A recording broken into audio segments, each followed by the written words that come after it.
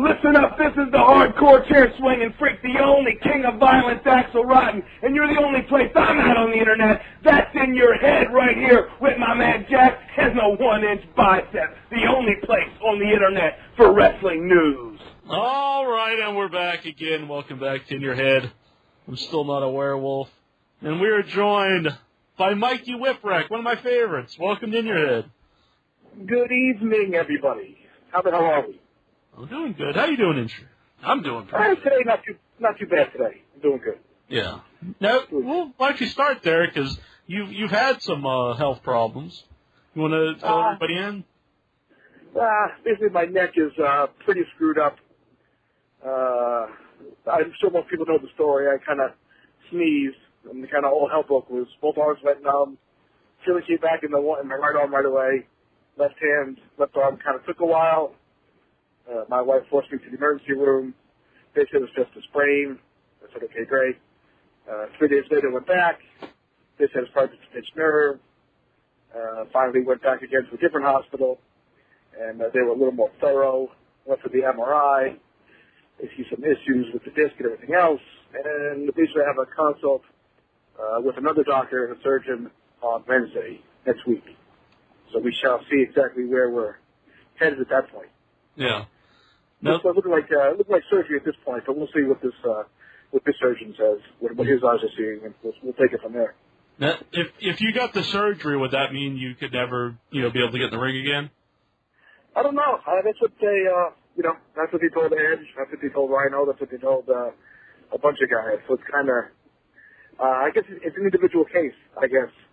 Mm-hmm. And I guess we'll have to, see what happens, see what the procedure is, and take it from there. Kind of goes blind at this point. Yeah. Do you still ever do any matches? No, I'm kind of like a behind the scenes type guy. NYWC is like an agent, booker, thing like that. Agent, or WWE would call them producers now. Right. So yeah, I'm still good at doing that. I kind of keep track of things, watching TV here and there. I boycotted TNA for the past couple months, but. Yeah, I'm about more backstage stuff. Yeah. Every now and then you'll see me, as the guy in the suit and tie, controlling chaos in the ring. Minus the suit and tie, more like jeans and t-shirt. Right. But, do you still wear the same t-shirts? No, I have some. Now I usually just want to wear like a company NYWC shirt, or something Ozzy or something fitting of Mikey, but none of the liquid blue cool dragon ones or anything like that. Yeah, they're pretty cool. They probably don't fit. If I send you in your head shirt, will you wear it? Absolutely. All right, I'll take you up on that. You said that you were ignoring TNA for the last couple months. Is there anything in particular about the program, or just as a whole? Just the fact that it was, and it doesn't reflect on the guys and their work or their effort at all. It just seems to be their creative direction seems to be all over the place. And right after Canyon died, and Homicide did that chair shot to Rob Terry, unprotected. And again, I talked to Homicide about it, nothing on him. And I'm sure Rob Terry was just doing what he felt he had to do. But in this day and age, I don't think getting swung at your head with a chair full force is really necessary. And in a time when everybody's talking about MMA and more realism and things like that, I think honestly that if someone's swinging a chair at your head, you would put your hands up. Mm-hmm. And that's actually something that Sabu told me back in like 95, 96 when we would work. And I'd say, how can you just put your hands up when you take a chair? He goes, it's that there's always into trying to make it look as real as possible. Even with selling and stuff, but you never really know when he's hurt, when he's not. Mm-hmm. It was always one of those, he goes, well, if someone's going to throw a fucking chair in your head, I'm going to put my hands up. I said, you kind of have a point there. So, even back then, Sabu did it, and said, I think that may be why he's kind of lasted a little bit longer, because he didn't really, kill his head too much, just his neck. Mm-hmm. What was it like taking the chair shots from, Balls Mahoney? I never took one. I refused. I had Paul put that in my contract when I came back. I said, no chair shots from balls to the head. Yeah. But I just didn't, it looked brutal. I could probably take it, but I didn't really want to. And being I had at that point probably like 10 concussions or so, I really didn't think I should be getting hit in the head on purpose. You take a power bomb land wrong or something like that, it might happen. But something like that's definitely preventable. Yeah. So, I passed on those.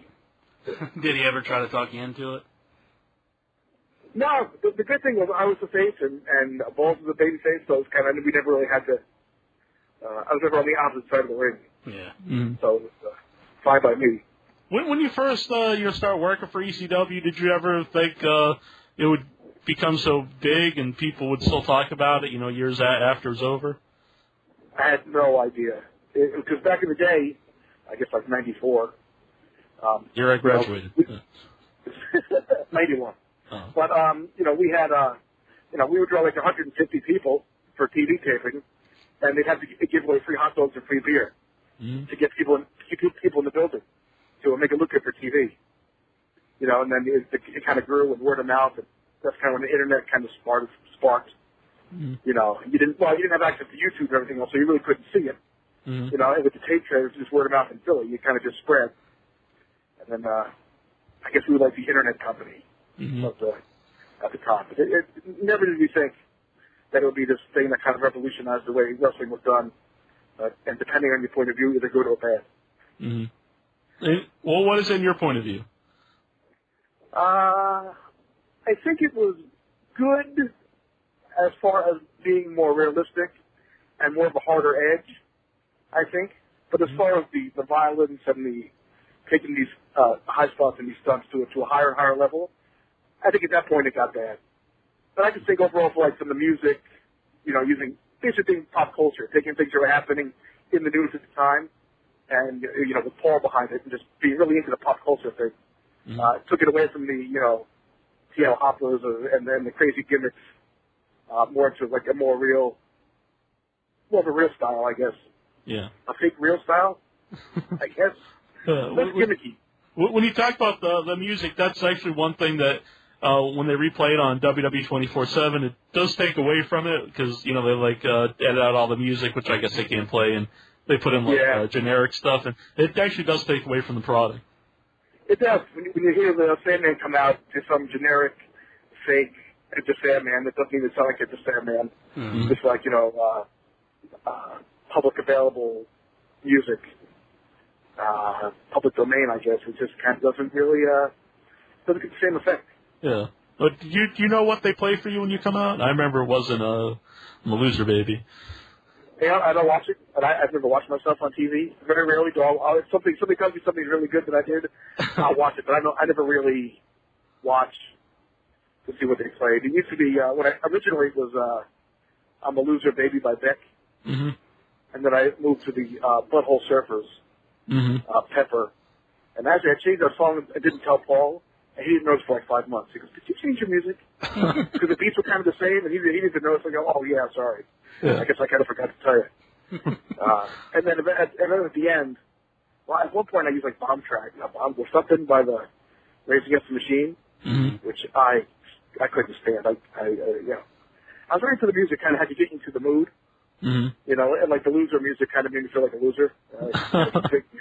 And then when I was kind of getting a little bit of a push, and I was no longer the total loser. I went to Butthole Surfers, and then that Bomb Track thing that was talking about not being motivated. That song was really unmotivating. And then finally at the end we used when the sound guy Randy came up with this cool thing and put the Devil's Laugh in the beginning and kind of mixed it up and a little heavier. And that was kind of cool, kind of fit. When you were with Mitchell, did you guys just fit right away, or did it take a while? Oh yeah, we were working down in Orlando, and he came to visit down with Raven, and we clicked right away. And then when he came in, and we would just come up with ideas, we would just sit and drink beer, and just come up with stupid things to do, and then we would do them. That was really how things came up. And then of course we were always last because we always played with fire and stuff like that, and our promos always took a while. Because Jim's he wants it perfect. So, we'll do the same promo 6 or 7 times. Even if the first 5 are good, he'll do it till he's really happy with it. Yeah. And we had the props with the fire and stuff. It always took a while. So we usually do his last. So by that time, it was probably 4 or 5 in the morning. I figured we'd been drinking since like 11. So it was always fun. Yeah. We just like, Mikey and Andy just act stupid. and then we have Tajiri acting stupid too. Well, he was actually the serious one of the stupidest. Yeah. Huh? So I was like, well, not even on curly. Now, I've heard people say that Tajiri would tell people he didn't speak English, but a lot of people think he really could. What's your opinion on that? My opinion is he always understood what I said, and he was making sure I knew what he said, and we can leave it at that. Yeah. I think he speaks English. I think there's some things he doesn't understand in English, but I think he knows enough where he could have a conversation if he had to.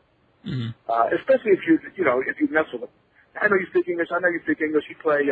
I know nothing. He just say like bow and say yes, thank you, and then during your match you would kick your head off. So it was kind of the best. Just to if he wanted to not speak English, even though he could, that's fine. Yeah. As long as the match went well, really, what are you gonna do? We'll get along great. The arena itself, you think it's a good idea for people to still run it? Do you think it still has like the same aura about it? I haven't been there, and last time I was there, I guess, was that Hardcore Homecoming they did, the first one, and it had the atmosphere, but had like this big entranceway with like TV monitors and everything else, and I'm like, whoa, this is like, I guess TNA had brought stuff in, I guess, for it. And it had, when you were in the ring, it had the same atmosphere, but backstage was all remodeled, it was all nice, carpet, air conditioning. It was a totally different feel, and I guess it's kind of like that the place in Japan where everybody runs. I can't think of the name of the place now. Yeah. But everybody seems to run there. I guess I don't know if it. I really couldn't tell you if it's got the same aura or not. But there seems a lot of people run there, and they're continuing to run. So I guess they're not doing too bad. So couldn't tell you really. Yeah. Now, you say you don't watch TNA, but did you get to see Hulk Hogan in the ring with ECW guys and like putting his stamp of approval on ECW? And that was it. I said I watched my friends on the pay-per-view, and I didn't watch the TV leading up to it, and I didn't watch afterwards. I just watched the pay-per-view, and that was kind of it. Yeah.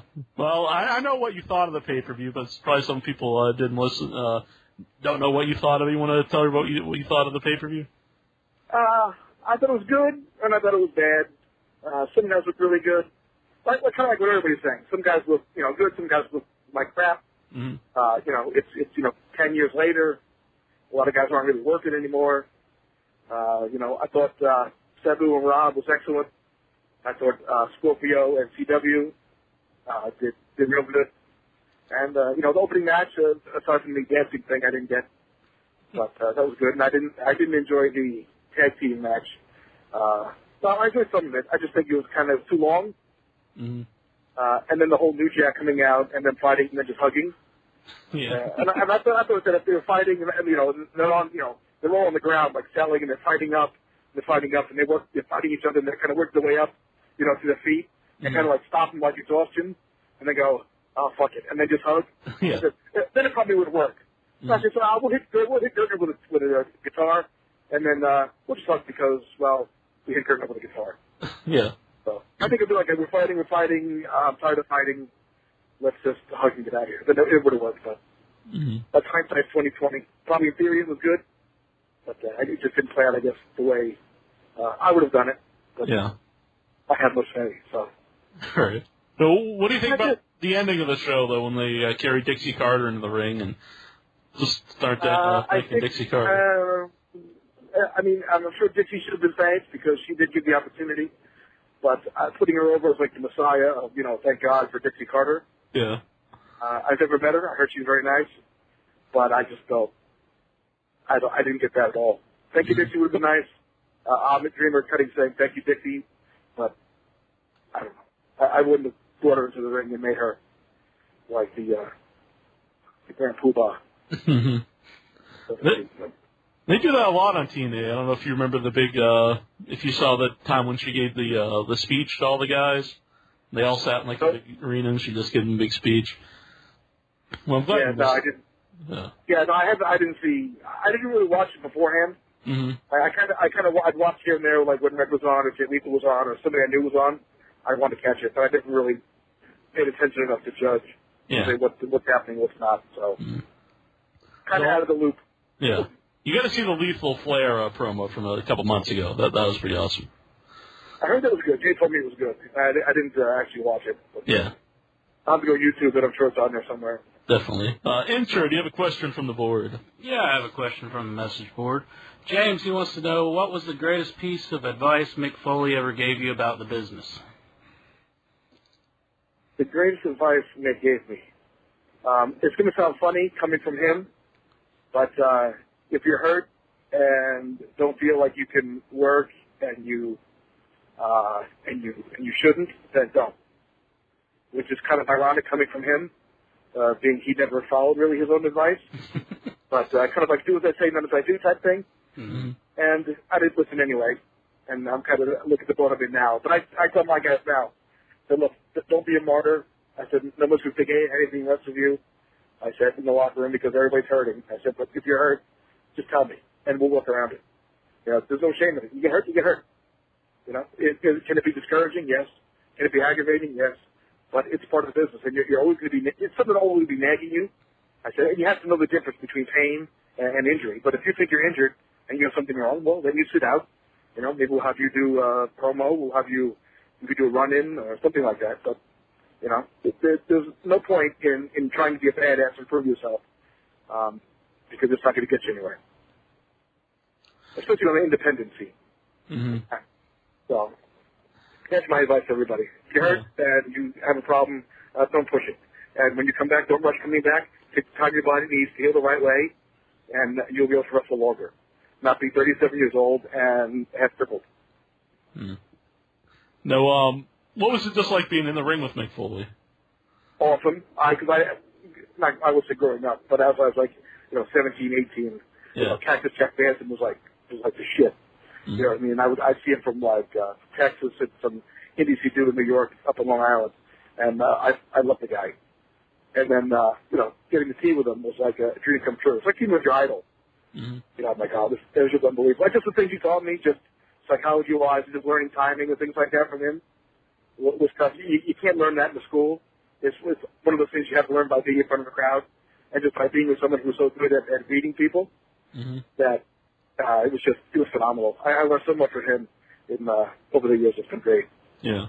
Now, he really put you over in his first book. Did you read it? Yes, John Watson, who didn't have an athletic bone in his body. Yeah, no, I did read his book. It was my wife is laughing. No, it was really good. It was nice that he actually, started a chapter on me, which was nice. And then when he gave me the copy, he said, "Thanks for being part of my book." And I could say, "Hey, I was in Mick Foley's book." Really cool, really cool. He put me over too, which is even better. Oh, yeah. I'm like he doesn't, ripping out snow. Yeah. Well, when you left ECW and went to WCW, was that a hard decision at that time, or?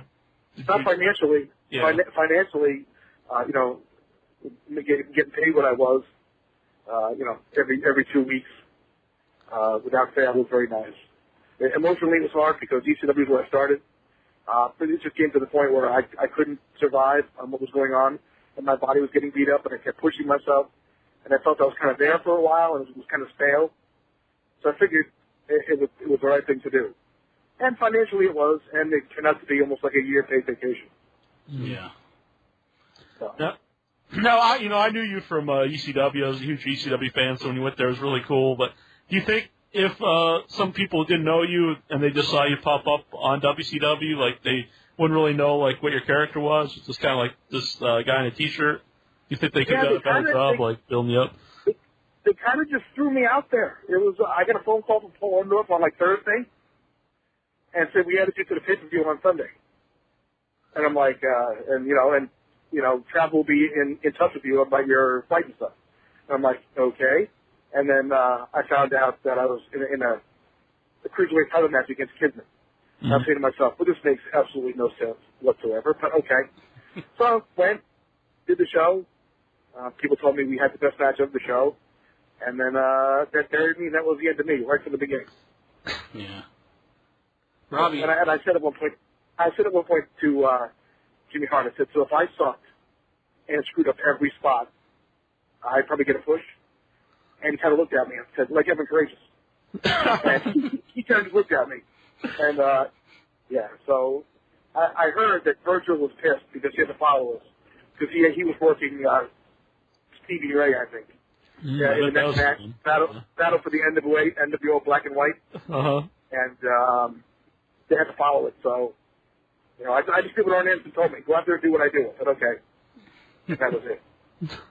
And I'm going around the mountain here in Pennsylvania. If I lose you, I'll pull right back. All right. We'll bug you if we lose you. Mm-hmm. I think that's code for I don't like these guys and just hang up on them. Nah, I don't think that's code for that. All right. Yeah. Did you have another question from the board? Yeah. Oh. We lost it. We lost it. Oh. Man, he's like a fortune teller here. He can predict the future. He can. We'll try to get him back on here in a minute. Mm-hmm. Man, I was going to ask Robbie's question here, but you want us to go off air and try to get him back on the line here, or? Yeah, we can do that. Alrighty. Well, we're going to take a little break here and try to get Mikey back on the line. We will return here in just a second. Mm-hmm. This is Christopher Cruz from World Championship Wrestling, and you're listening to InYourHeadOnline.com. All right, and we're back from the mountain. We still got Mikey here with us. Yeah, we're back. Yeah, we're back. Sorry about that. Mm-hmm. No problem. We were talking about WCW, I think. You talk about Jimmy Hart, and everyone we always talk to say you can never say a bad thing about Jimmy Hart. Do you agree? Is he a good dude? Absolutely agree. Jimmy Hart is probably one of the nicest guys I've ever met in the business. He is so nice, and he tried so hard to get me to be a heel and be part of his Dungeon of Doom type thing. Give me like a little bit of a twisted edge. Mm-hmm. Kind of what I did in ECW, made around with the red hair and the craziness. Mm-hmm. But they would never go for it because at that point I was already married. Mm-hmm.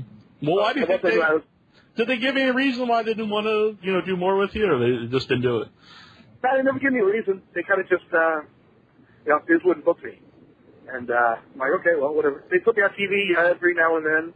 Mm-hmm. I think I had maybe 10 matches, if that. I'm not really sure, but every now and then I get a call out of the blue. Oh, you've been added to Thunder. Right, I saw Russell Hack. I said, okay, here we are. And, it was just like, whatever. And then I found out later on, I did a show up in Canada for Scott Moore, and Arn Anderson was on the show. And I went and asked him, and he's the one that kind of told me that, yeah, you got buried pretty much right away. Great. Yeah. Whatever. Well, did he say, like, who did it, or? Kind of indirectly. I know it has something to do with the the Virgil and Stevie Ray match that they had to follow Kippen and I. But they told me to go out there and do what I do. Right. So that's exactly what I did. Mm-hmm. If I knew I was the opening match, and they said, it's an opening match, and it wasn't called uncensored, then I don't know. I don't know really what less I could have done. I didn't really go crazy. Yeah. I think we did maybe one dive, Kidman did, I think. Mm-hmm. We didn't do anything like spectacular. Mm. So I'm like, all right, well, whatever.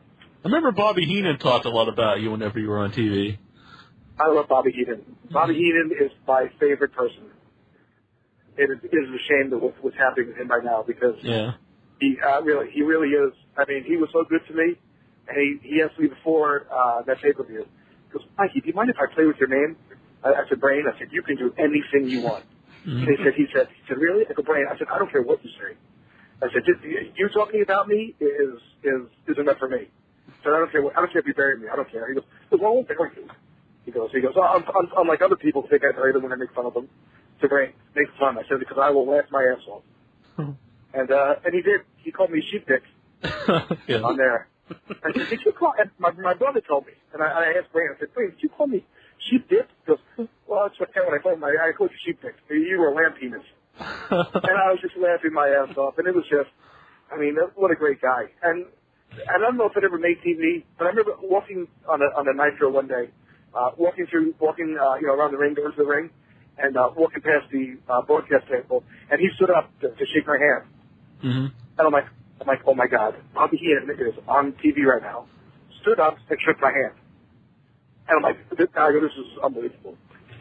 So I don't recall him really standing up and really acknowledging anybody when they would come out. Every now and then he would. I was, a guy like Perfect or something. But just for him to do that to me, to be such a fan of his, I was like, yeah, man, that was like the highlight of my WCW career. Probably Heenan shaking my hand on TV. Yeah. I don't even know it was on TV, but the fact that he did it and it could have been on TV, that was enough for me.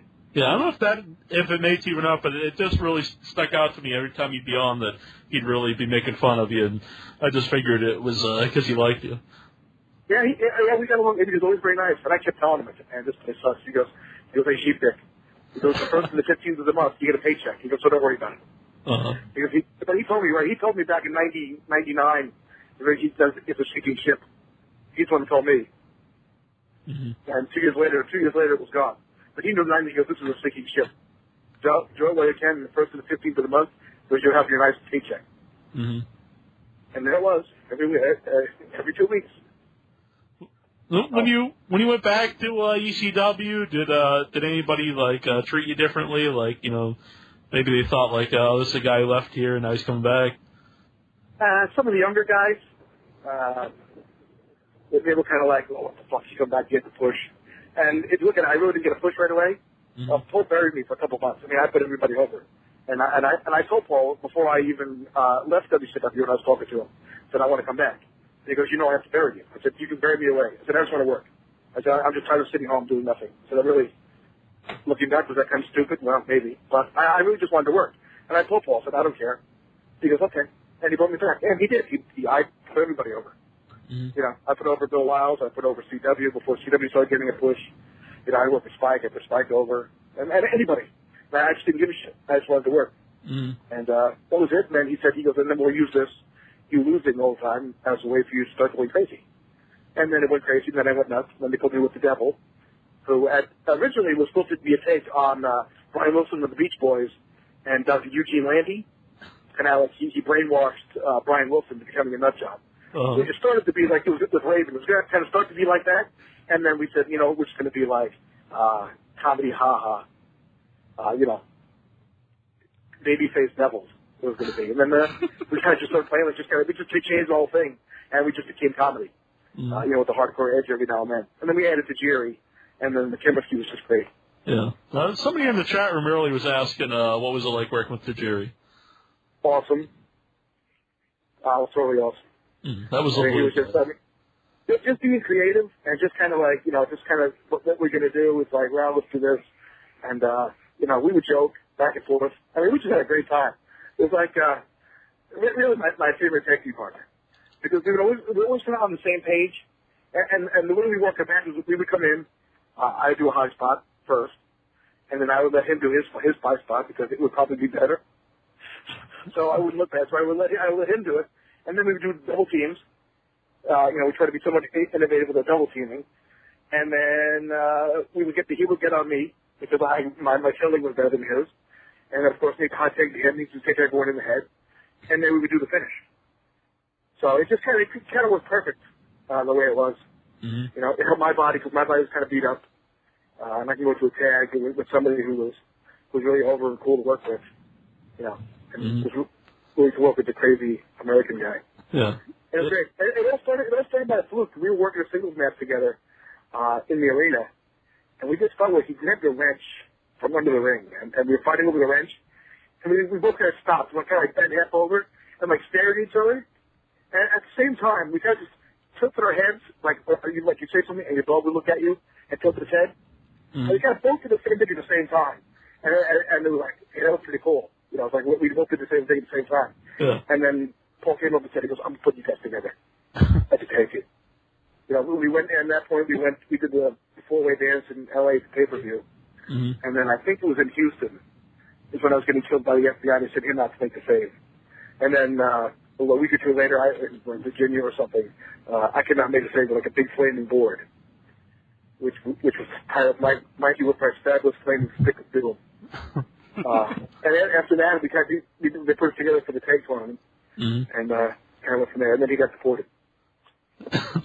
Were the three-way dances, four-way dances, hard matches put together? Not really. I mean, because you kind of have to. I mean, the first couple you do, you're kind of like, man, what the hell is going on? What? It's kind of like, well, what the hell do you do? I mean, it's kind of like the one I did with Steve Austin Hack That was kind of like the first one I really did. And it was kind of like, I thought it was shitty. Because it was just kind of one of those things that just didn't seem to click. And then after you kind of get the formula down, you know, and we have guys like Super Crazy and Guido and Tajiri and Psychosis and all them. Mm-hmm. I mean, once you had the spots down, you kind of have an order and there's a formula to it. It got kind of easy toward the end. It became almost like a singles match because you just know exactly what to do, how you put it together. Mm-hmm. But the first couple I did, I was like totally lost. What the hell? I mean, you know, how long can you lay down there while these guys do spots? Yeah. You know, so once you figured it out, I mean, they get kind of easy. I've always said on the show that I always thought the three-way and the four-way dances are by far the best on ECW. I thought you guys really perfected them. Yeah, it was just because we did so many of them. Yeah. You know, it became like, oh look, Mikey, Guido, and Super Crazy, or you see Guido, Tajiri, and Super Crazy, and you know, you just see so many that the guys just kind of, you know, you get the formula, just like a singles match. If you do enough of them, I said, okay, all right. It's almost like starting over. You know, because of course when you're training, you always do singles matches. When you train, you always do tag team matches, and that's usually what you do. You know, so it's almost like starting over with the psychology, the three-way dance. I think Terry Funk, Sabu, and Shane Douglas, they did that first one. It was like 45 minutes, like a draw. And then the reaction that got, I think that was the one that really put everything on the map as far as three-way dances went. So it's something you got to get used to. Mm-hmm. We got a few callers, so we're going to try to get to some of them. 413 area code. Who are you? Hello. Hello. Who are you? I'm sorry. I'm trying to listen right now. All right. That's like me. That's like me. People sometimes they ask me, they say hello, and I don't know what to say. All right. Well, if you guys are going to call in, try to have a question. That's usually how this works. I'm more happy to talk to you. Hey, how's it going? How was your day? It was not bad. I woke up, took a shower, took a shit, whatever. Let's see, that Raven effect. Hey, Mr. Whipwreck, how's it going? Mr. Whipwreck, that's my dad. But I'm doing good. How are you? Good. I would have loved to see you at a Hardcore Justice, just so you can have a duel with Mick Foley. A duel with Mick Foley? Yep. It would have been good. My dream scenario for Hardcore Justice would have been something with me, Tajiri, and Mick Foley together. Either it's like a three-way tag team thing or something like that. Yeah. But just physically, it wasn't really possible. I mean, I didn't want to do it really anyway. So I'm really, if you see me, I'm kind of really out of shape. And looking back though, I don't think it really would have made a difference because I think a lot of other people were. But physically, when I sneezed, the most hardcore things to do, it kind of made it impossible. So I had to decline. Now, Raven Effect, you said you'd like to see him have a duel with Mick Foley. Would you like to see Mikey just walk to the ring and, throw down a glove and say, I challenge you to a duel? Maybe and then hit him with a chair or some barbed wire. That's like an old-school duel. That would be pretty cool. Well, we could use lightsabers. That would have been good. Yeah. Hardcore lightsabers wrapped in barbed wire. Now, see, that would... We could have the lightsaber sound effect dubbed in. Like you do when the mouse used to shock people with zapping noise. Yeah. It would have been great. So, did you have any question, Raven Effect? Yeah, I found Hardcore Justice a little insulting to the ECW name. Did you find it insulting as well? I wouldn't say it was insulting. Well, see, a lot of you're looking back at the ECW days, a lot of the wrestling sucked, I think. But I just think some of it didn't give the guys enough time to get in shape. Some guys had 2 weeks notice. I was talking to Mama Luke 2 weeks beforehand. They called me, last week. So 3 weeks. Some of these guys haven't done anything to get in shape. I think some of it was good, as far as, what we did. But again, it wasn't enough time for guys to get ready to do it. And some of the things didn't make sense. Like, why would you put Scorpio in a match with CW? Yeah, I guess just look at and like Raven and Stevie, not Raven, PJ and Stevie Richards. Well, how did that make any sense whatsoever? Now I don't know what changed because Jerry got hurt, what the plan was, but some of it just didn't make sense, and I just think it might have just been like a last minute thing. I don't know. It was fun to watch, nostalgic to see my friends on TV, but it was sad at the same time because it's not 10 years ago, and it was a different environment, and there was the Impact Zone. As much as they tried not to make it the Impact Zone, it was the Impact Zone. So it just didn't have that gritty edge to it. You know, even the ECW One Night Stand one that we did for Vince in 2005, even though that one was WWE, you know, they had the ring in the middle, they had, you know, the brick wall thing. It was at Hammerstein, you know, and it was the ECW fans that were there. You know, the Impact Zone it just seemed to be kind of fake. So things they were changing that this is awesome. I was sitting home going, this isn't awesome. I mean, or this is wrestling. What? It was just kind of, it just seemed fake. Like the boys tried hard to be what they could do with short notice. I don't know. It was like disjointed to me. Right. So it was nice to see everybody, but at the same time, it was kind of sad. And then I saw Robin and Van Dam. Robin and Van Dam. That's kind of the same person. But Robin Sabu. And that was good. I mean, very, very type of match. Slower, but the type of match I'd expect from those two. And Sabu fucking pulled out all the stops and looked really good for someone who's a speed up and, you know, in his mid-40s. So God bless Sabu. Wow. What do you think about Fonzie managing them both? Hey, Daddy. I love Fonzie. Fonzie is a fucking character. What you see Fonzie on TV is the Fonzie you get all the time. And he's great. And that's what he used to do back in the day when with Sabu and Van Dam. He would call right down the middle, and he'd help one, then help the other. So, I mean, watching that match, it really was. It was like 10 years ago, just a little bit slower, and Sabu shaved his head. But, you know, Sabu was on the money, you know, in all those spots. Now, you shaved your head, too, didn't you? Yeah. You know, it kind of got to the point where, just from dying, I was balding I was thinning I won't say balding, I was thinning. Make that, to make that sound better. As it was, and then when I started dyeing it red, and to keep it that nice red for TV every 2 weeks, I'd have to keep stripping it, the roots, and dyeing it again. Otherwise, it would turn like this ugly orange color. And then it just started falling out like crazy. And Paulie told me the same thing. He goes, "You're going to start losing your hair now." He goes, because I used to dye my hair. Once I started dyeing it, that's when it started falling out. And yep, lo and behold, 2002, it started really thin. I'm like, yep, here it is. And then finally 2 years ago, I was at Busch Gardens, and it was hot. And I said, you know what, I just don't give a shit. And I went to the local Rite Aid, bought a buzzer, and just buzzed it, make a crew cut. And then I just said, I'm just going to pick it. And they just picked everything off. And then walked around Busch Gardens, and then had the worst case of sunburn for 3 days you wouldn't imagine. And my head peeled. It was disgusting. Yeah. But it can point to stuff like nature. I mean, everybody else is bald now. It's not like I'd be considered a skinhead and racist. Right. That's always a good image. Yeah. All right. Thanks for calling in, Raven Effect. Thank you. Also got Joel calling in here from Portugal. Portugal? Yeah, from Portugal. Yes. Portugal, indeed. God damn. Yeah. Yeah. Well, hello from Portugal. Hello there from America. I have two questions to ask you really quickly. Okay.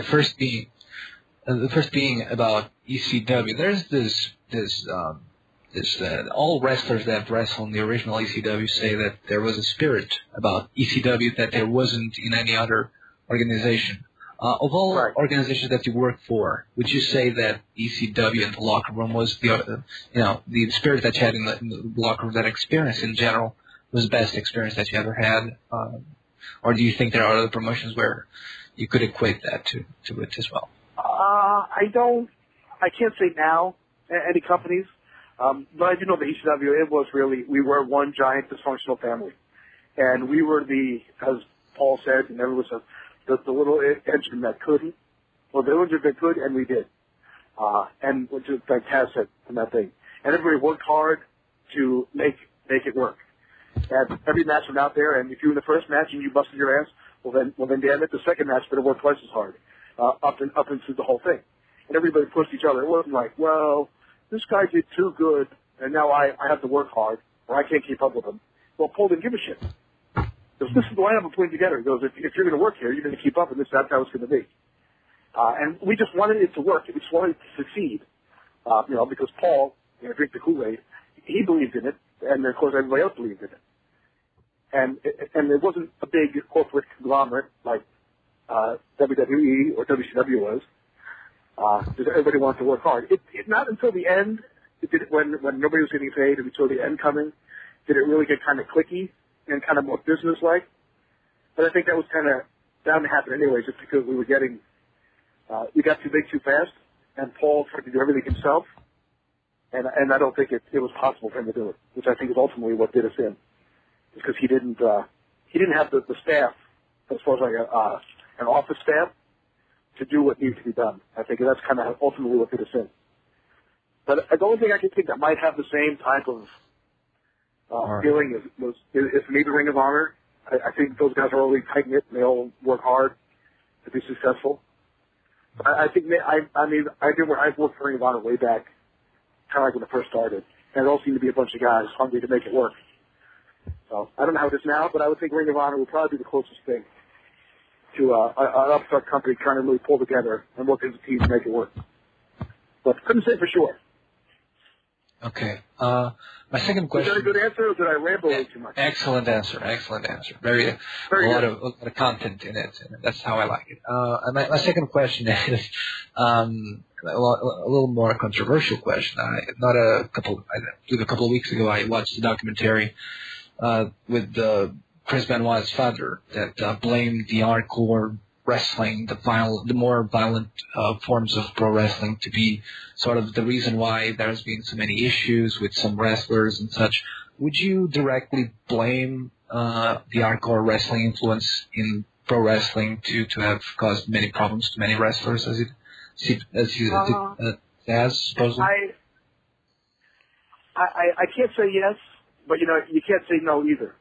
It's something that's just come up in the past 2 years, maybe 3 years, I guess, that it's kind of really started to say, what the hell's going on? Is it all the brain injuries that are doing it? A lot of guys die from drugs, ODs and stuff like that. But without having studies and facts and find out what's going on, you really don't know what to blame. Now, Chris was probably depressed and probably just went crazy. I don't know. Did he have a fight with Nancy and just snapped? I don't know. Nobody was there to know exactly what happened. Anytime I dealt with Chris, he was very nice. He would talk to me. He would always give me advice. And like everybody says, like nobody really saw this coming. So was it years of concussion? And I don't know. I couldn't tell you. Until, we find out more and more how these guys from the 90s, what kind of happens to them, we're not going to know. Now, I've had 12 concussions, 13 concussions myself. I don't feel myself getting violent and going crazy. I'm a little scatterbrained.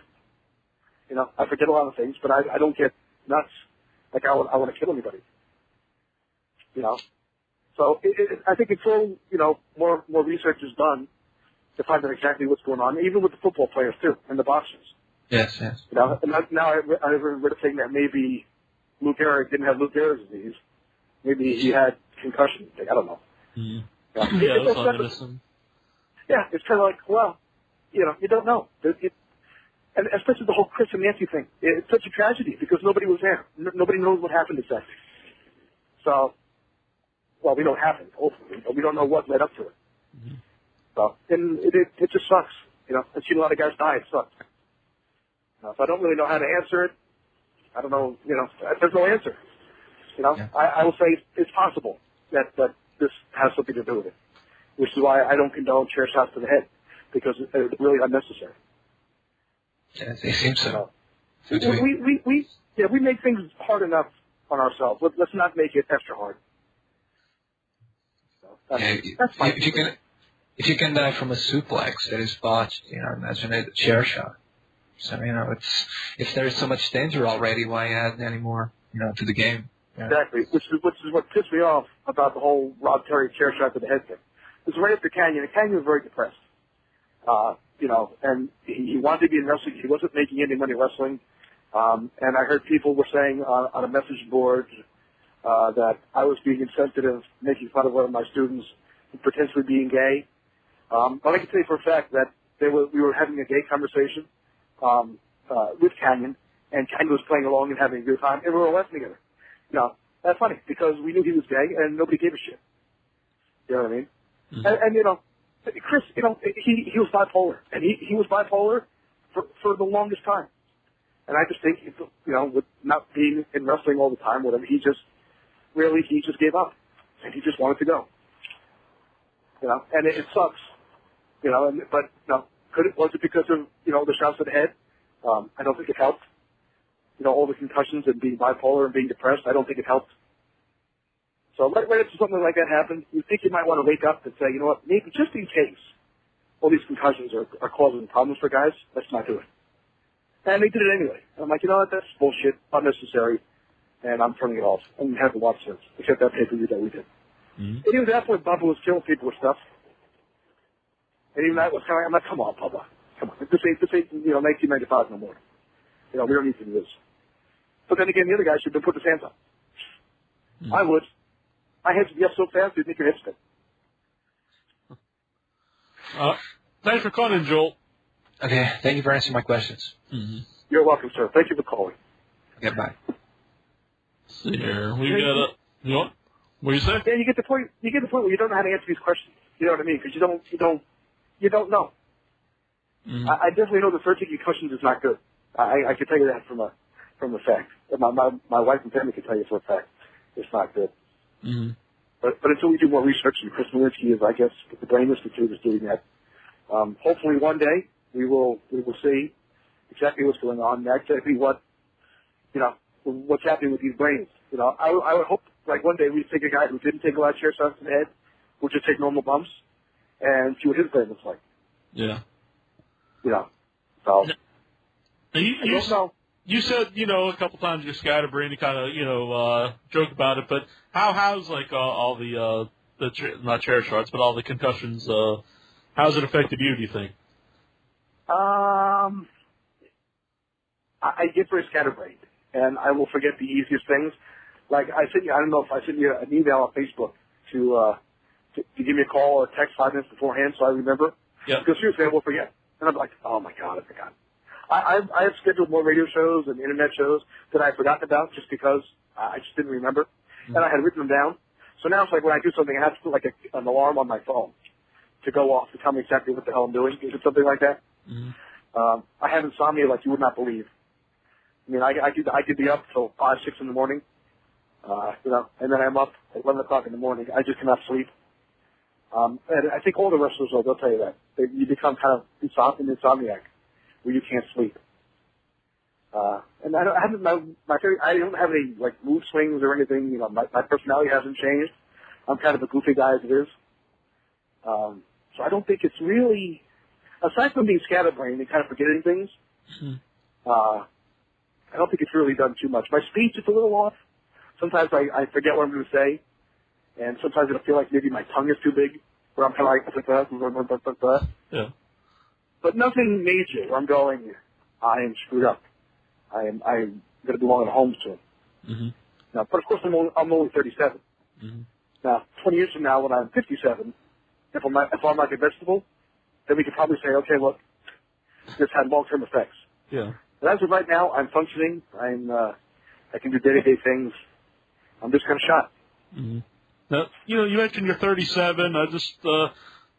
How do you think a guy like Terry Funk was able to go so long and like at the level he performed at? I have no idea. The only thing I can think, and he was in the 70s and the 80s, where the style wasn't as brutal.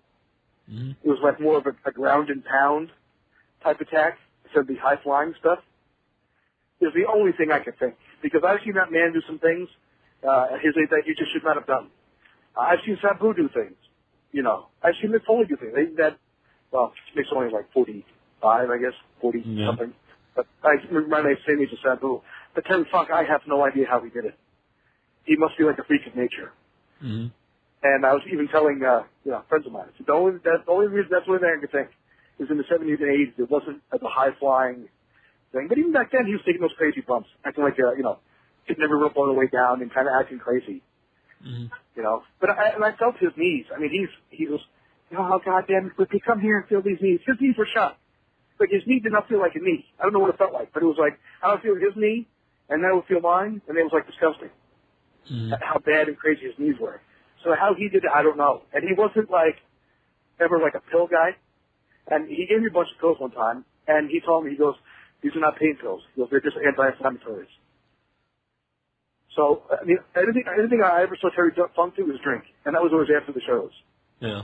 So how he did it in the ring at 60 years old or 50 years old in his shape, I have no idea. He is an anomaly. Mm-hmm. His body should be there made for science to see how he did it. Yeah. Because even he did a show for me about 2 years ago, about maybe 6 weeks maybe after knee replacement surgery. Mm-hmm. And I said, Terry, what do you want to do? I said, because you really can't do anything. He goes, I'll just stay out here, Mike. I'll just be in your corner. I'll be your corner man. I said, okay. Next thing I know, it was one of those crazy circus matches where we had all kinds of weapons of plunder. And next thing I know, Trey Funk's at ringside, swinging chairs at guys, throwing garbage cans, going crazy. And then next thing you know, he's in the ring. King, one of the other guys' manager. And I said, I looked at him, I go, Trey, what are you doing? He goes, I couldn't help it. And this is 6 weeks after knee replacement. And I said, how the hell, you gotta be kidding. Mm-hmm. How's it even possible? And he had no answer. He goes, I love it. That's all he could tell me. Yeah. So, like I said, he's a freak of nature. Mm-hmm. There will never be another Terry Funk. There's just no way. Mm-hmm. He is definitely the craziest, nicest, coolest guy out there. Jimmy Hart's probably the nicest guy. Bobby Heenan is probably the second nicest guy I've met. And Terry Funk is probably the craziest, nicest guy I've ever met. We had dinner with Terry Funk last week at the Fan Fest, and it was one of the highlights for us. It was totally awesome. Oh, he is so cool. So soft-spoken.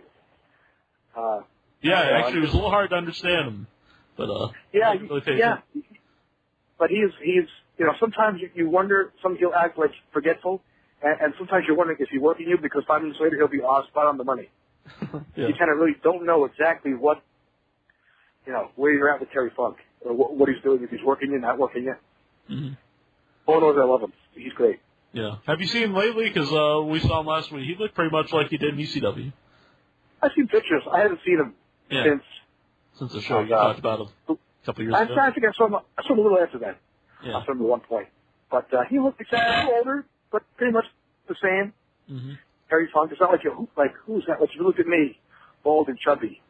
It looks like Mikey. But Terry Funk looks exactly the same. Mm-hmm. Intro, do you have another question from the board? Yeah, I have one from the chat room, actually. The blue guy, he wants to know, what are your thoughts on ending Just Incredible's undefeated streak? Did I do that? I don't know. Did he do that, Jack? Apparently. Did I do that? I believe so. According to the blue guy. Yeah. Okay. Well, I would believe him. He probably knows better than I do. I don't know. PJ and I, we just love working together. It's one of the things where we just clicked. Mm-hmm. We worked one match. The first time they put us together was in a spot show somewhere in New Jersey. The night before the pay-per-view, November pay-per-view we did. And the match was terrible. It was like god-awful. And I'm thinking to myself, oh, Jesus, how are we going to go on pay-per-view with this? And then we just, we changed everything up. And we said, you know what? Let's just come up with a couple things and just call the rest in the ring. And we just clicked. And at that point, it was like Paul wanted to put me in a program with him. And we just had fun. So he goes, okay, Mike, we look at the board. Oh, Mikey and PJ. Great. Night off. And it was just great working with PJ because he was so easy. He was in the fake click, we like to call it. Lance, Jerry, PJ, and I with the fake click. And it was just fun. I love working with PJ. Always a night off. It's Spike. Spike was like a night off, too. Yeah. I remember there was a spot that was big on the internet and the dirt sheets at the time was when he gave you the tombstone pile driver off the top rope. People were saying that was crazy. Was that? He didn't do that. He didn't do that to me. He didn't? I thought he did. Nope. I don't think so. Maybe it's Jerry Lynn. I think it was Jerry because I wouldn't take it. Even chicken shit. I wouldn't have taken that one. Yeah. I think it's Jerry Lynn now that I think about it. Yeah, I think it was Jerry. Yeah. But I would have been shitting my pants. And as we were on the middle rope, I would have shit my pants, and he would have went, "What's that smell?" We just got a story from Tommy Young that Ric Flair actually pooped his pants in the match. Yeah. Nice. With Ricky Steamboat. They had it off TV. It happens to everybody. He went into details on that one, too. There was one, I remember, a guy named Pete Weeks from New York was a job guy for Vince in the early 90s, and he worked in the Legion of Doom. And he took a big power slam from Animal, and he shit his pants. It looked like a little stain in the ring. And all of a sudden, you're going, God damn it, he shit in the ring. Another fucker shit his pants in the ring. I don't know if it made it on TV or not, that match, but that's a pretty funny story. Big fat Pete Week, what a very nice guy. Took a power slam. He was around right when he first broke in. I met him. He would come down and train a little bit. But yeah, he shit his pants with a power slam from Animal. Just left a little stain in the ring. The hell of a power slam. Good stuff. Yeah. Very powerful. You don't want to get power slammed by Animal. You'll shit your pants. Shook something loose. Shit your pants look like your colon. It'd be great. Nothing like that ever happened to you in the ring? No. Never shit my pants. Sorry. I thought I did once. But I never actually did it. Mm-hmm. At least not that I can recall. I think Guido did one time. And I said, man, I just sharted. I said, what? I just sharted. I said, okay. I think it was Guido. Guido's pretty funny that way. But yeah, it was I never had a bowel movement in the ring. I've thrown up under the ring, but I've never actually shit my pants in the ring. Yeah. I have to say I've never shit my pants before, but just not in the ring. Right. You threw up though. What was that? Was that from were you sick or just like a move? Or? No, I felt fine. I did I get hurt on the uncoolest of things. I was leaving the ring, and somebody had left the guardrail leaning against the ring, so it was like leaning against the top of the apron. It kind of came out to the floor. So when I left the ring, I didn't see it, and I kind of stepped on it, and I rolled my ankle, and I felt people pop. Like, oh man, this really hurts. I go, this isn't good. And then I thought, oh man, it hurt so bad that I actually rolled under the ring and threw up like 3 or 4 times. It hurt so bad. It turned out it was broken. It broke my ankle, but that was the only time I've actually gotten sick in the ring in pain. And I've been in some pain before. I've broken my shoulder, my collarbone, things like that. But breaking my ankle, it hurt so bad. Yeah. I threw up. And then finished the match with a broken ankle, like an idiot. On an indie show. Yeah. Would I have been smart and said, let's go home? No. We were still in like another 10 minutes. Idiot. When ECW, you said, near the end, you guys knew it was the end of ECW. Like, yeah. Did you think you'd go on to WWE or WCW, or I guess WCW was done at that point, or did you just think, I'm gonna leave wrestling, or what was like through your mind? I was I don't know. I'm trying to think where my head was at. My first thing was, I didn't think I was going to go to Vince. The whole WCW thing, like, I don't really like this corporate wrestling thing. I don't know if I'm going to really do it. And I didn't know if my body could hold up to that schedule. At that time they do like Thursday, Friday, Saturday, and Sunday, and then Monday TV. I'm thinking, man, there ain't no way I could do this. Because, you got to go on house shows. You got to hide a little bit on house shows, but you got to go on TV. You go to full taste of a house show. But I didn't think I could do 4 days and then TV or 3 days and then TV. I said, I don't think I can do it. I said, and it was talked about at one point with me and Tajiri, but it never really got serious because I just didn't think I could do it. So it wasn't like I pursued it. It wasn't like they pursued it. It was just kind of like, well, what do you think? Kind of type thing. I'm like, and they kind of left it at that. Yeah. I think if I pursued it, if I pursued it, I probably could have got in. But it wasn't something I pushed. Do you think you would have to change the way you worked if you were doing that many matches a week? Absolutely. There's like no doubt. Because I was beat up already. And like I said, I couldn't imagine doing like 5 matches a week. Especially because, you see the guys on TV, like, okay. But if you see them live, those guys, they go.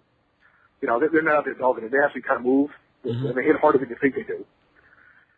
So it's just not, I don't think I can handle it. I think I'd probably end up embarrassing myself, having a shit test on TV and having Vince rip my head off. So I would prefer never really to work for Vince in that capacity and have him never rip my head off. So if I ever did want some kind of a job, to do something, it wouldn't be like, oh, fuck him. Right. You were offered a job recently with WWE? Kind of.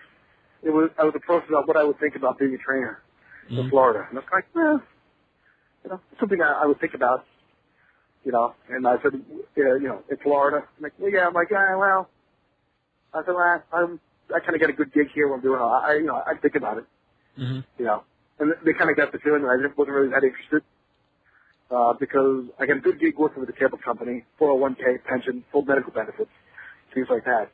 So, and it's for me to uproot my family, move down to Florida, and then in like 3 months, them say, this isn't working. Or I go, well, this really sucks.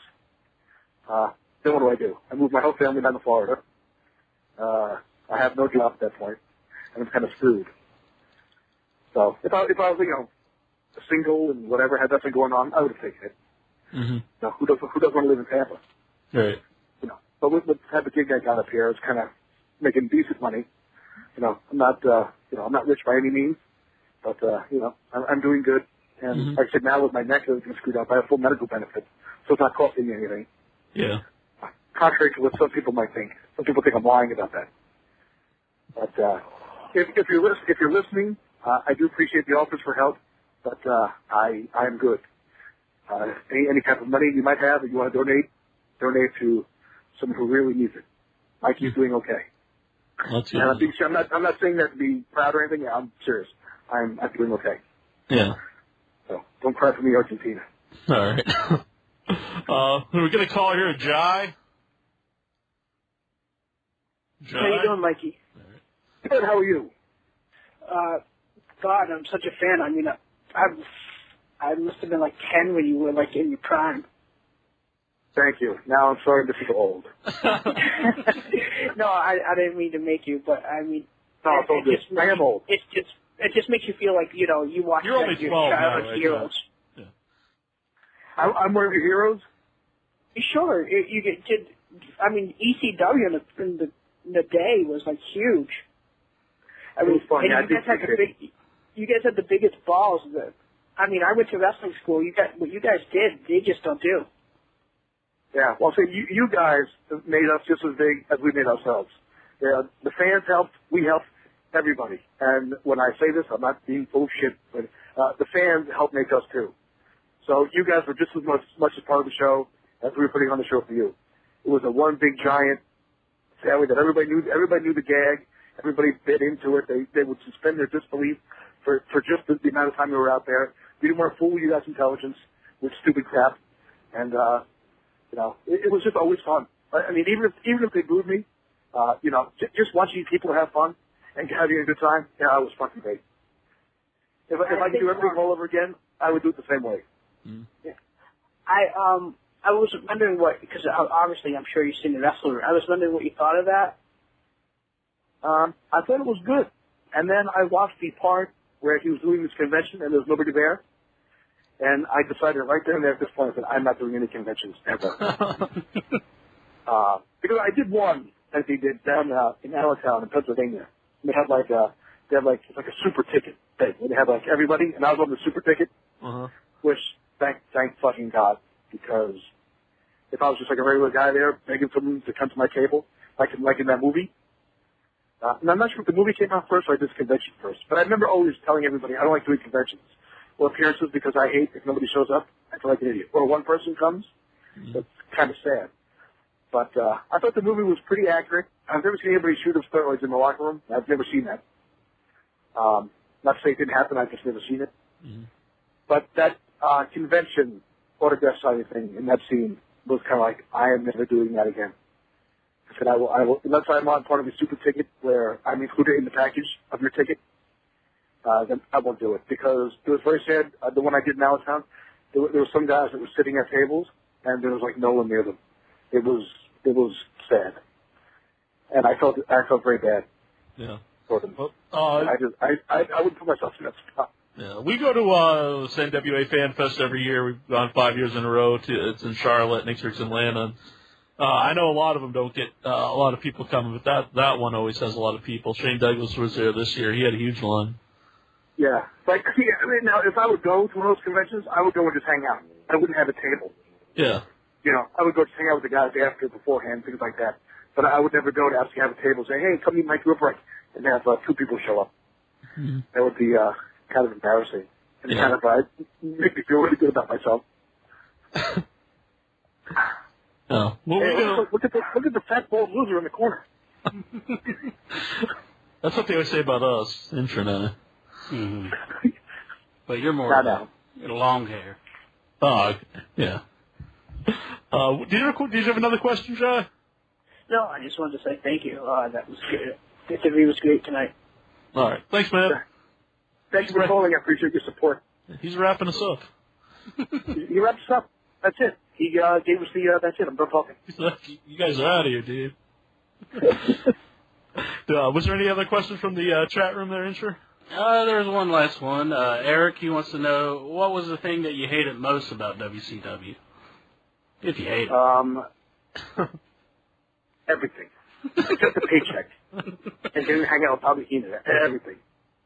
Seriously. It was like, nobody gave a shit. You'd get there, they'd make a big stink, you gotta come to TV. You would go to TV, there'd be 85 people there. 20 people would be booked. The things you've heard about the show not getting booked or the show getting booked and written as the show was on the air is absolutely true. It's just like, it was like nobody knew what the hell was going on. It had like that star syndrome where I have my room here and only my posse can come in. You can't come over here because this is where I sit.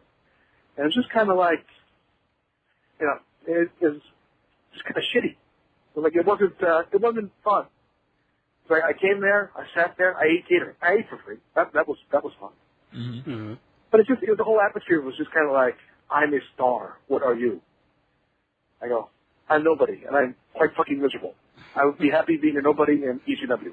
Well, at least everybody got along, and everybody, tried to get along, and everybody wanted to try to make the show a success. I'm not putting this guy over, or I'm not doing this because I don't like this, or my finger hurts, I can't work, or, I'm not doing house shows. The sense of they had that huge guaranteed money, and they didn't give a fuck. And I guess when you're making, $3, $4, $5 million a year, whatever the hell you top guys are making, you can kind of live, if you're smart with it, you have a 4-year run like that, you can live comfortably for the rest of your life, if you're smart. But some of these guys just didn't give a shit. They got paid regardless. For some guys, I actually saw certain guys say, I'm not doing that. And then they rewrite the whole TV, because one guy said, I'm not doing something. Which put everybody to a scramble. I mean, I have never seen anything just so, out of control. It was definitely the inmates running the asylum, is what it was. Because nobody knew who the boss was. You know what I mean? There were like 5 agents. Like one agent, like Dusty Roode one time told me one thing. And then Arn Anderson came and told me something else. And then Jimmy Hart came and told me something else. Well, what the fuck? So then I go to the ring, I do what the last person who I talked to told me to do, and then I get the interview telling me, well, why'd you do that? Well, I was told to do that. By who? I go, well, him. He said, but I thought it's just complete utter nonsense. I understand that there are times when your show needs to be rewritten, and things have to change. But I would think, with the amount of money you're getting paid, the amount of time you have time to think about your TV show. Even if you do it on Sunday and all day Monday, you can kind of figure out where you're going. But they had no plan. It just seemed to have, no clue what the fuck was going on.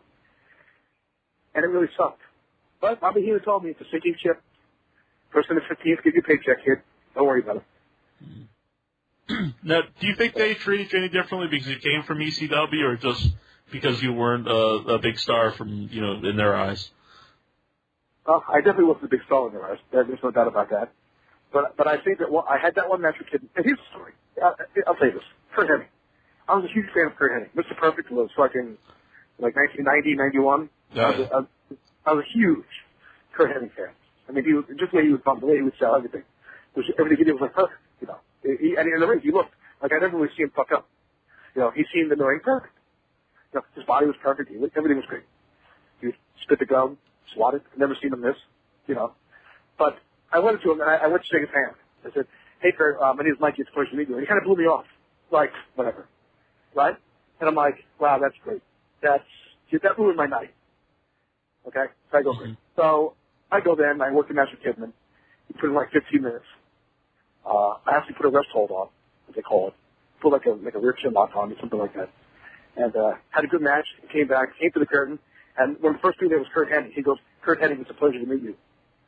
I'm like, oh, wow. I said, oh, hey, Kurt. I said, I kind of met you before. He goes, yeah, I thought you were one of these other idiots that was just sign to bring in. He goes, you can actually work. Welcome aboard, he said, and then walked away. So I went from feeling like really shitty, like really low, like the shit on the bottom of Kurt's shoe, to like actually being like, all right, Kurt Hennig just put me over. Said I had a good match. Welcome aboard. You know, that was great. But then I got buried for having a good match. It was unbelievable. Like, everybody was raving about it. Like, the next day in the locker room, hey, Mikey, great match last night. Everybody was happy. Like, great match. I showed Bret Hart. Mikey, great match. Yeah, last night. They threw him in for no reason. Yeah, the next night, they brought him, like, I think it was in Cincinnati. They brought him in and didn't even use him. Only from Calgary, for no reason. And that was when Bischoff came back early from his vacation. He was in France or something. That was a big deal when he came back from vacation. Yeah. He said, Mikey, oh, so this is the Mikey kid that everybody's talking about. I go, the guy didn't even know who the fuck I was. Yeah. I'm like, brilliant. So, and the only reason I even debuted was because, like, they were up in Massachusetts. And, Terry Silence from there had a bunch of friends up in Boston. And they were running, they were running Worcester, I think. So I went to the show to hang out. And, Kevin Nash came over and said, my good friend, hey, you work here? So I was like, yeah. Oh, okay. And then 2 weeks later, I got called to Poland if I was added to the pay-per-view.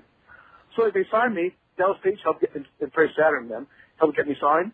And then they just forgot. So I guarantee if I didn't say anything and didn't show up, I probably would have got paid for months without doing anything. I almost shot myself in the foot. I was better off saying nothing, like Lenny Poffo. Yeah. Said nothing. I never sat home, got paid, and waited for a call that never came. But got paid. I should have done that. I think there's a story too about Iron Sheik that like the second year he was there, they forgot to let him go, and he just got like another year contract, and they never used him. Yeah, I mean it just was like okay. I don't know how that works. I don't know what the heck they have going on, but somebody got the ball. So sometimes I think I should have kept my mouth shut. But then again, no, I got to meet Bobby Heenan and guys like Kurt Hennig and like Randy Savage. And things like that. I remember I was walking down the hallway one time, and I had one of my gargoyle shirts, like with the planets and the moons and stuff on. And I'm walking down the hallway, and from the other direction, here comes Randy, and he's walking towards me. And I'm going, okay.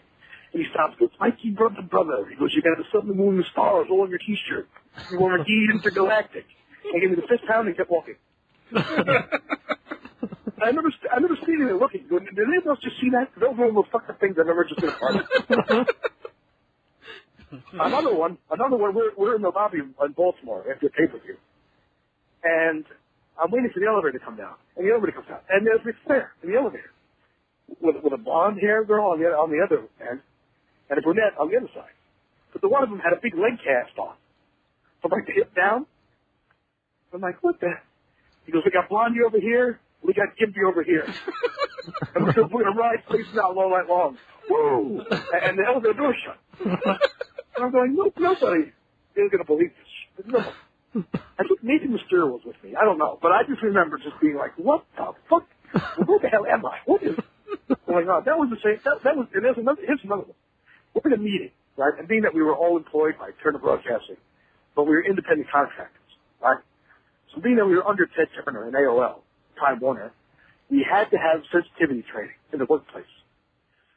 So they pulled us before pay-per-view all into this big room, right? And everybody was there. Savage, Hope. I mean, it was mandatory. You had to go. It wasn't like you had to be in town with a pay-per-view meeting. This was no shit. You had to be there. So the entire company was in this big room about how you have to be nice to each other.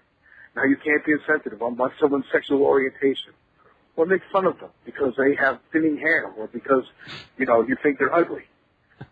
And then 45 minutes of this bullshit, right? Now, can you imagine all the wrestlers in this room? We'll think of this. Yeah. Next thing you know, Brian Knob stands up, says, and waves his hand. It's like, yes, how may I help you? He's like, my name is Brian. Yes, how are you, Brian? I'm good. That man right there, Arn Anderson, he calls me fat. And I'm going to sit the fuck down, Knobs. And then next thing you know, everybody's throwing insults. This is one big ridiculous thing. So I'm like, where the fuck am I? This is like unbelievable. People are laughing. Nobody took it seriously because you see everybody like, come on. I mean, we're wrestlers. All we do is rib each other. That's all we do. And then Brian Knobs blew off like, that man right there, Arn Anderson, he calls me fat. That was the end. They call him Fatty Arbuckle, whatever they call him. I don't know. Knobs fucked out. And it was just ridiculous. I'm like, oh, my God. So as much as it sucked, there were some fun things going on. And I'm just like, I don't get it.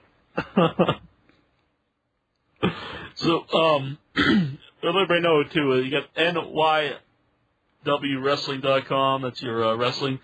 How often do you NYWCwrestling.com. Oh, okay. We'll have the link right on the website, so if you can't spell it, you can just click it. Just click on it. We have a show coming up August 28th. We were going to have Brian Danielson, but he had to pull out for the commitment. Mm-hmm. But he will now be on our September 11th show in Long Island. He's canceled us twice because of pay-per-view. He had the pay-per-view on Sunday. He canceled us, and he had to cancel the 28th. But I have some things in store, I think, that people will be kind of happy about. And plus, they'll get a chance to see him on September 11th. I think he's doing Evolve, I think it is, in the afternoon. He'll do our show at nighttime. So he'll be on September 11th show, and we're running about two or three times a month, sometimes more, sometimes four. But we're doing good. All local guys. We'll bring in like a name in every now and then. But again, it's a bunch of young guys who are hungry. A lot of my students. It's real good. Mm-hmm. Well, when you see, like, when your students, like, doing good for himself in WWE or TNA or just anywhere, does that make you proud? Absolutely. I get more fun out of watching my guys on TV and enjoying themselves than me doing anything. At one point, they had Trent Beretta, the woo-woo guy, Zack Ryder, and they had Kurt Hawkins. They're all under, I can see the superstars, but they're all on the same show. And just watching them all, granted there's on superstars, we don't they're on national TV. They're working for the WWE, and they're getting paid. Mm-hmm. And it's great. And seeing Red on TV and seeing Jay Lethal on TV, it's great. And they get other students, like Quiet Storm, who I think he was a TNA at the very, very beginning. Mm-hmm. He was in Japan for like 5 years, lived in Japan. Loved it. That's what he wanted to do. I have other guys, like, Alex Reynolds and Tony Nese, Maverick.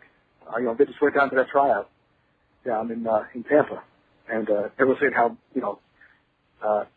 Tony Nese was like the top guy. All the instructors and the trainers loved him. So hopefully maybe he'll get a call for those guys. But they want to do it for a living. Then I have other guys, like a Tony Burma and like some other guys who are happy just doing it on the weekends.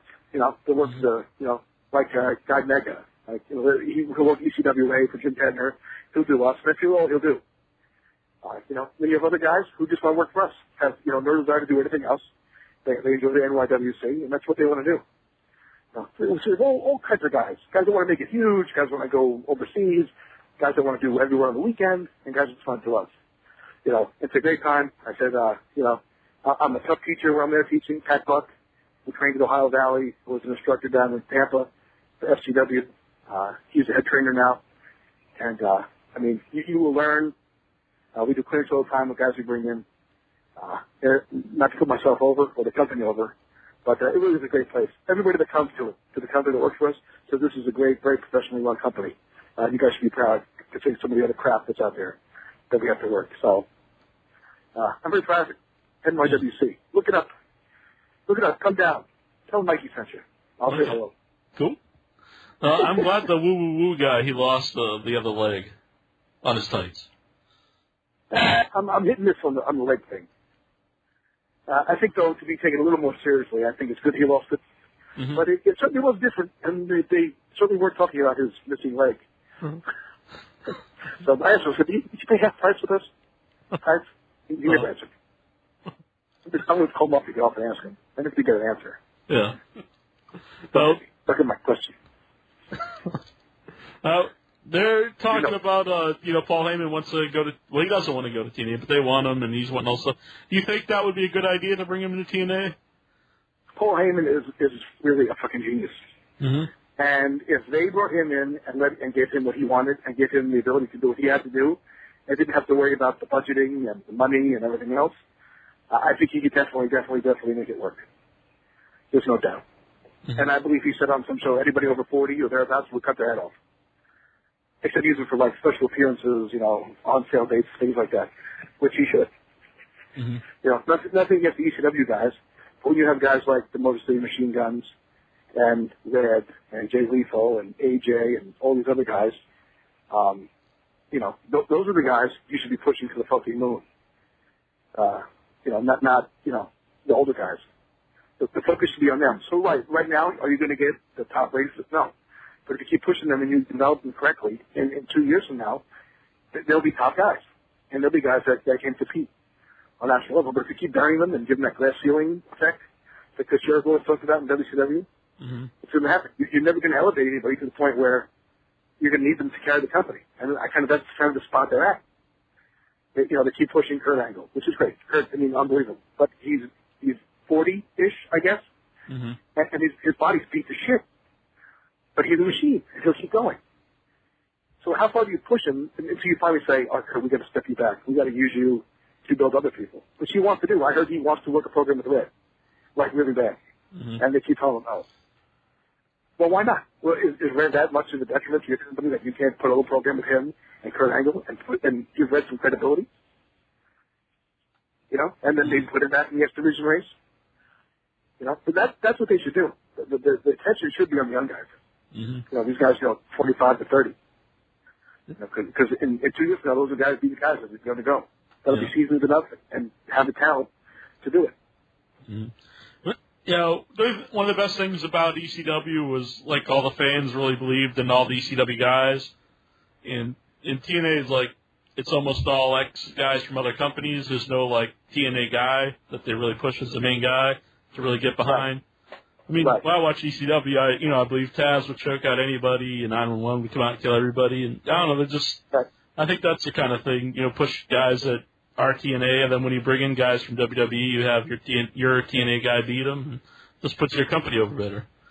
Exactly. Like, it's the whole thing with AJ. They put the belt on AJ. They made him a heel. They put him on Ric Flair. Ric Flair outshouted him. Because Ric Flair is probably one of the most charismatic people you'll ever meet, both on camera, off camera. Ric Flair, when he's in the room, he owns the room. Why would you put AJ, who's very, in nature, very quiet and very subdued, why would you put him with Ric Flair? What's going to happen? Exactly what happened is what's going to happen. And then you put the match with Van Dam and you take the belt off him like that. Yeah. Oh, so basically the guy you pushed as your top guy was Ric Flair, who was the champion. You just have to lose to Rob Van Dam, who just came from Vince, who never really got the huge push from Vince. So what good did that do AJ Styles? None. Yeah. That's a perfect example. And nothing against Rob. I would put the belt on Rob myself. But they definitely could have built it up a little bit better. Put some steam on AJ. Put Rob in a position where he was down and out. And Rob had to fight up and then take it. Not just, hey, we're having a match. And nope, Rob won. And AJ, just go away. Yeah. He's moved right down the card. Now apparently they're going to take the belt off RVD and have a tournament. So he's not going to drop it to anybody. Yeah. Who are they going to put it on? Hopefully. I don't know.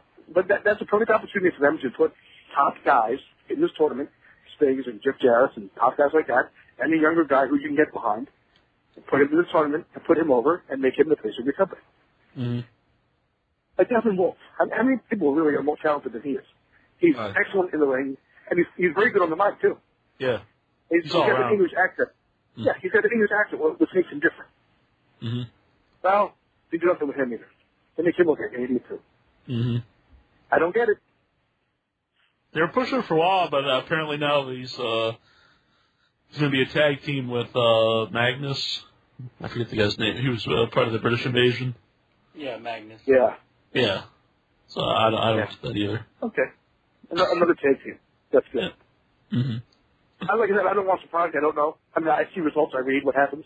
Yeah. But I don't know what they're doing on their TV. I would have kept that belt on AJ. I never would have put him with Ric Flair. And I would have definitely done about things differently.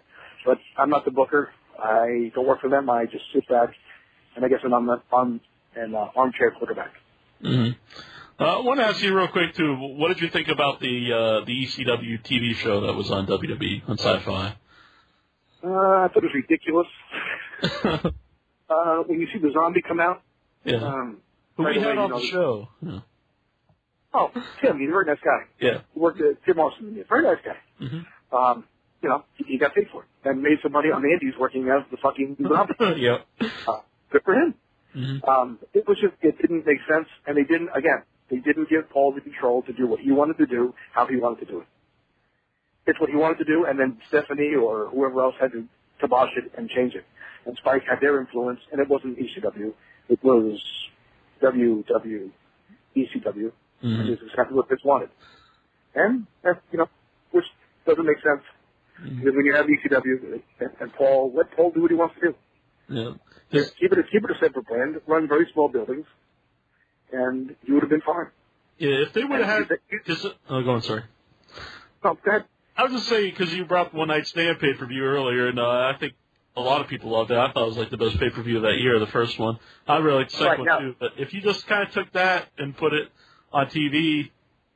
you take the group of guys that you brought in, right, and you take them... If you take them, that group of guys that were on that show, and you build a TV around them, and you pushed it, it would have worked. Now, would it have drawn killer rays? I don't know, but it would have been better than the Zombie on ECW's Sci-Fi Network, the way they did it. What about it?